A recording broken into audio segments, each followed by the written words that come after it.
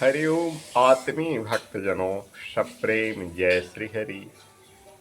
आज का प्रसंग है, एक साधु नदी के किनारे आसन पर विराजमान थे और माला जप रहे थे। कुछ क्षण पश्चात वहां एक दूसरा साधु का आगमन होता है और वो पूछते हैं कि कहिए महात्मा जी, आप किस लिए माला जप रहे हैं। तो साधु बोलते हैं कि स्वर्ग प्राप्ति के लिए। तो वो भी साधु महात्मा जी जो थे बगल में बैठ जाते हैं और बालू उठा उठा कर मुट्ठी भर भर कर उस नदी में डालने लगते हैं। तो ये माला जपने वाले साधु बाबा जी पूछते हैं, आप बालू क्यों नदी में डाल रहे हैं।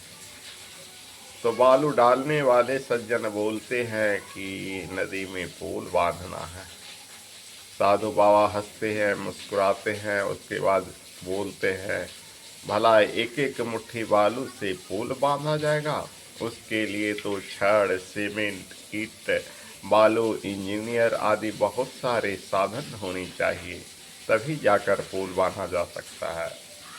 तो वो सज्जन हंसकर बोलते हैं कि तो क्या माला जपने से स्वर्ग प्राप्त हो सकता है। उसके लिए भी तो बहुत सारे साधन होने चाहिए, अहिंसा, अक्रोध, ब्रह्मचर्य, संयम, तप, तितिक्षा। साधु बाबा का आँख खुल जाता है। वे सोचते हैं कि माला जपने से स्वर्ग थोड़ी मिलेगा, माला जपने से स्वर्ग की प्राप्ति नहीं होगी। इसके लिए तो ब्रह्मचर्य, अहिंसा, अक्रोध, संयम, सेवा, सहिष्णुता, तप, त्याग आदि बहुत सारे साधन अपनाने होंगे, तो तभी हमें स्वर्ग की प्राप्ति होगी।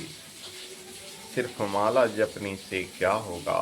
कबीर बाबा ने सच ही लिखा है, माला तो करनी फिरे, जीभ फिरे मुख माही, मनमा तो चहुदिशी फिरे, ऐसी सुमिरन नाही। तो ऐसी सुमिरन से क्या फायदा, जब माला जपने के लिए बैठ जाओगे और मन आपका एरोप्लेन से भी ज़्यादा तेज चलने वाला, हर दिशाओं में दौड़ लगेगा, हर दिशाओं की दौड़ में हर तरह की स्वाद चखेगा, हर तरह की कल्पनाओं के उधेड़ बुन में घूमता रहेगा। तो जीव से टपर टपर राम राम करने से क्या काम। उसके लिए तो आप माला की संख्या भले ही कम रखो, किंतु ब्रह्मचर्य, अहिंसा और अक्रोध। अक्रोध कहते हैं क्रोध पर काबू को। किसी ढंग से भी कोई क्रोधमयी बात उकसाए, गुस्सा लाए, तो भी आप मन से गुस्सा को ना आने दो। अहिंसा कहते हैं सिर्फ जीवों को मारने से नहीं, किसी को सताना भी हिंसा में आता है। अहिंसा सिर्फ जीव की हत्या ही नहीं, किसी को दर्द देना, किसी को कष्ट देना भी हिंसा में आता है। तो सभी प्रकार की अहिंसा, ब्रह्मचर्य भी सभी प्रकार की ब्रह्मचर्य। सिर्फ कार्य से ही ब्रह्मचर्य नहीं, मनसा वाचा कर्मणा, मन भी न भागे विषयों में, तभी तो ब्रह्मचर्य कहाएगा। संयम, हर तरह से संयम रहना, संयमित जीवन व्यतीत करना ही संयम कहलाता है। तप कहते हैं तपस्या, अपने आप को तपाना। अपने आप को कैसे तपाओगे, उपवास आदि व्रत करके, नियम का पालन करके और मानसिक षड्यंत्रों पर नियंत्रण करके, तभी आप तप करोगे। त्याग कहते हैं दूसरों की भलाई के लिए किया गया कार्य को। अगर जीवन में कुछ त्याग नहीं हुआ संभव, तो आप इससे क्या संभव होगा।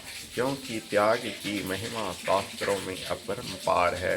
पिबन्ति नद्य स्वमेव नाम्भा, स्वयं न खादन्ति फलानि वृक्षा, नादन्ति सस्यं खलु वारुवाहा, परोपकाराय सतां विभूते। नदियाँ अपनी जल स्वयं न पीती है, फल अपनी, वृक्ष वृक्ष अपनी फल को नहीं खाते हैं, क्षेत्र यानी खेत अपनी फसल स्वयं नहीं खाता।